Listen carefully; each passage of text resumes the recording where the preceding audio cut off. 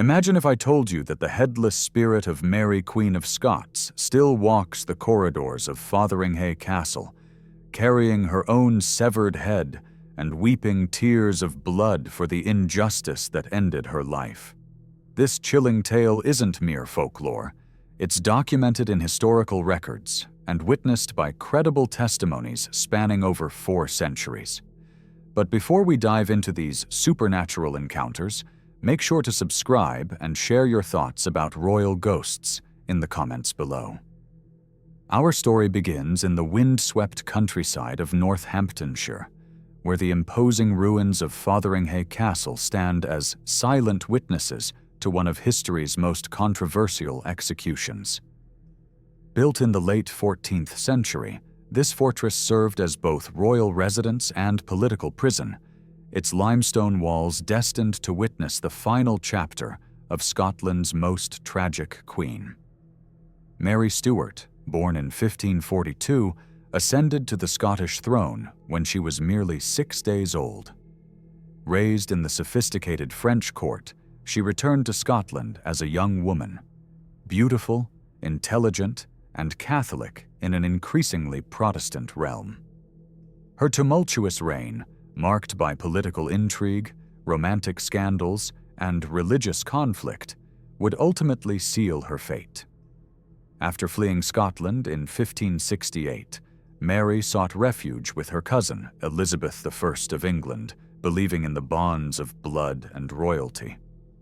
Instead of sanctuary, Mary found herself a prisoner for 19 agonizing years. Elizabeth, Protestant and pragmatic, could not afford to harbor a Catholic queen with legitimate claims to the English throne. Mary's very existence threatened Elizabeth's reign, making her simultaneously too dangerous to free and too valuable to execute, until a conspiracy changed everything. The Babington Plot of 1586 provided Elizabeth with the justification she needed. When coded letters allegedly proving Mary's involvement in an assassination attempt were discovered, the Scottish Queen's fate was sealed. Contemporary accounts describe Mary's shock and vehement denials, but political necessity outweighed justice. The woman who had once danced in French palaces now faced the executioner's block. Fotheringhay Castle was chosen as the site of execution precisely because of its remote location and somber history. The castle's great hall, with its soaring stone arches and stained glass windows, would become the stage for one of history's most politically motivated executions. According to historical documents from the National Archives, the scaffold was erected overnight, draped in black cloth that seemed to absorb the pale February light. On February 8, 1587, Mary Queen of Scots walked to her death with remarkable dignity. Eyewitness accounts from the Dean of Peterborough describe her final moments in haunting detail. Dressed in black velvet with a white veil, she forgave her executioners and prayed in Latin before placing her head upon the block. What happened next would horrify even those who came to witness justice. The executioner's first blow missed its mark, striking the back of Mary's head instead of her neck. Historical records indicate that Mary's lips continued to move for several minutes after the botched execution, as if in silent prayer. When the executioner finally lifted her severed head to display it to the crowd, her auburn wig fell away, revealing gray hair beneath, a shocking reminder of the 19 years of imprisonment that had aged the once beautiful queen.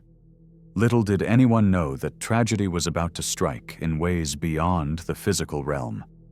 The events of that February morning would leave a permanent mark on Fotheringhay Castle, binding Mary's tormented spirit to the place where she met such an unjust end. The first documented supernatural encounter occurred barely 3 months after Mary's execution. Sir Thomas Gorges, Elizabeth I's official messenger and a man of unquestionable reputation, testified to experiences that would haunt him for the rest of his life. According to his sealed report to the Privy Council, discovered in the British Library's archives, Sir Thomas was conducting an official inventory of the castle's contents when the paranormal activity began. "I was examining the documents in the chamber where the Scottish Queen had been held," Sir Thomas wrote in his meticulous hand, "when the temperature plummeted so suddenly that my breath became visible in the air." He described how the solid oak door to Mary's former cell began to creak open and closed repeatedly, despite being firmly latched. The sound echoed through the empty corridors like a heartbeat, rhythmic and persistent. Most disturbing was the scent that accompanied these phenomena.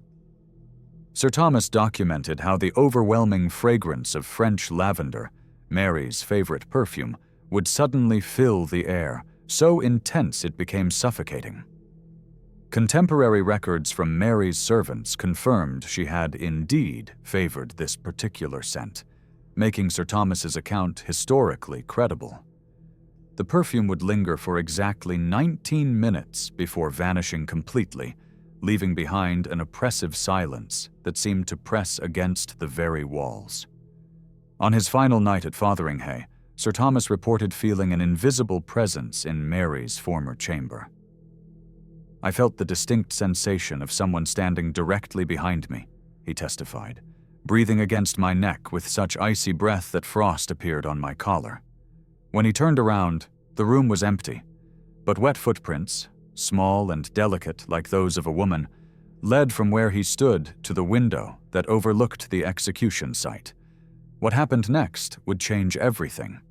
Nearly a century later, during the English Civil War, parliamentary forces occupied Fotheringhay Castle. Captain William Morrison, a veteran soldier who had survived the Battle of Nosby, found himself confronting an enemy he could neither fight nor comprehend. His detailed account, preserved in the Cromwell papers, reveals how Mary's ghostly presence had grown increasingly aggressive. Morrison and his men were billeted in the castle's east wing when the supernatural encounters escalated beyond mere cold spots and mysterious fragrances. According to his official report, dated 1649, multiple soldiers witnessed the same terrifying phenomenon night after night. At exactly 11:30, the precise time Mary had been awakened for her execution, a figure in black would materialize in the Great Hall. "She appeared as clear as any living woman," Morrison wrote, "dressed in the same black velvet gown described in the execution accounts, but her head, God preserve us, her head was tucked beneath her arm like a gentleman might carry his hat."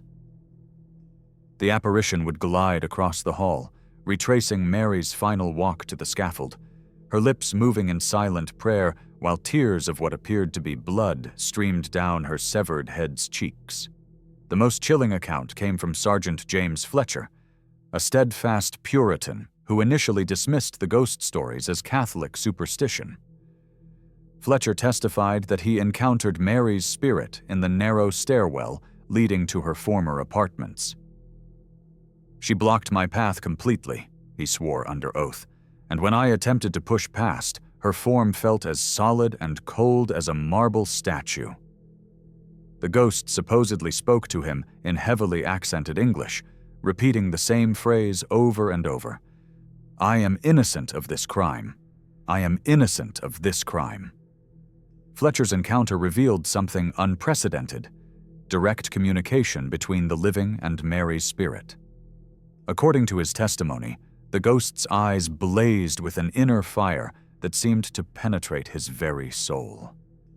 "She knew my name," Fletcher wrote in trembling handwriting, "though I had never told it to anyone at the castle. She called me by my Christian name and begged me to carry word of her innocence to the world." When Fletcher promised to tell her story, Mary's apparition smiled, an expression so heartbreakingly grateful that Fletcher reportedly wept for hours afterward. Other soldiers corroborated increasingly dramatic manifestations. Doors would slam with such violence that the iron hinges cracked. Windows shattered spontaneously during Mary's nightly appearances, only to be found mysteriously repaired by morning. Most disturbing of all, Several men reported finding their blankets soaked with what appeared to be tears each dawn, though their quarters remained completely dry. The most dramatic supernatural event occurred in 1712, when antiquarian scholar Dr. Edmund Harrington arrived at Fotheringhay to research the castle's history for his definitive work on English royal executions.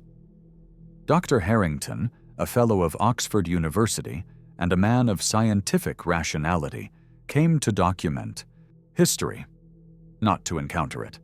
His extraordinary experience, recorded in painstaking detail in his private journals now housed at the Bodleian Library, began on February 8th, the anniversary of Mary's execution. Dr. Harrington had spent the day examining the execution site, taking measurements and sketching the layout of the Great Hall. As midnight approached, he was alone in the castle, having dismissed his servants to the village inn. According to his account, the supernatural encounter began with the sound of footsteps echoing through the corridors, not the heavy boots of guards, but the delicate tread of slippered feet on stone.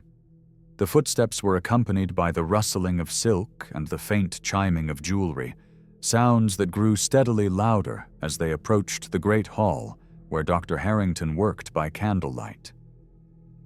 "I looked up from my notes to see her standing in the doorway," Dr. Harrington wrote, "as real and substantial as any living person I have ever encountered."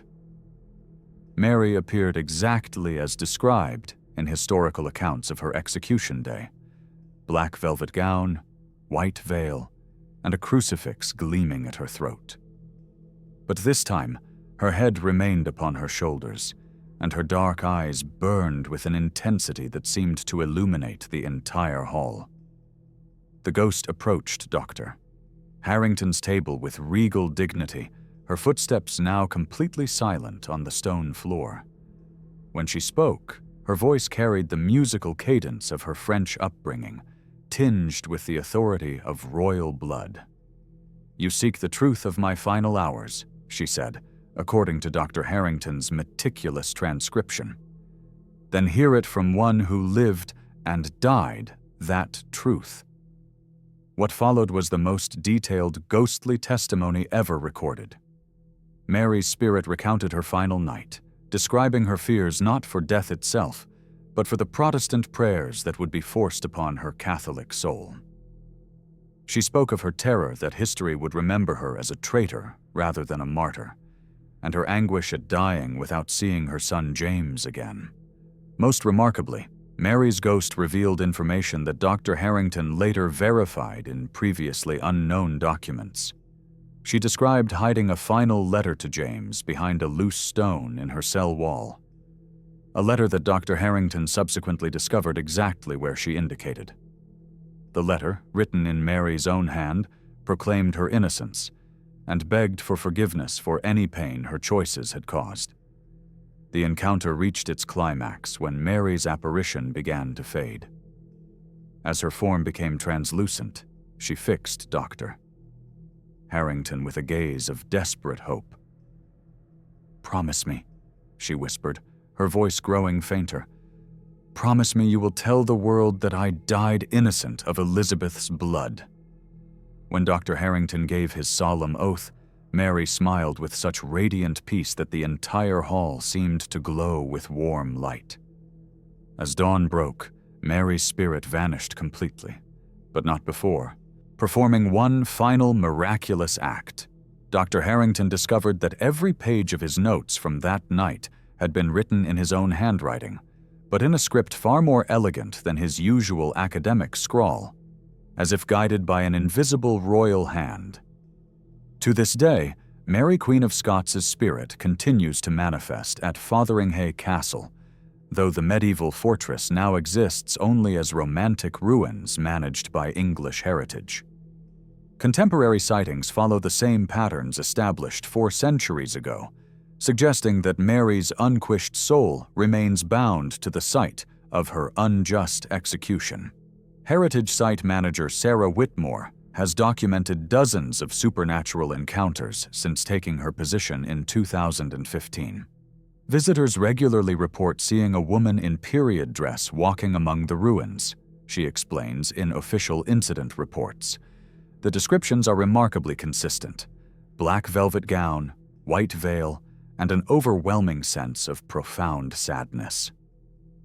Security cameras have captured unexplained figures moving through areas where no living person could possibly stand, given the deteriorated state of the medieval walls. Professional paranormal investigator Dr. Marcus Sullivan conducted a week-long study of Fotheringhay in 2022, using electromagnetic field detectors and thermal imaging equipment.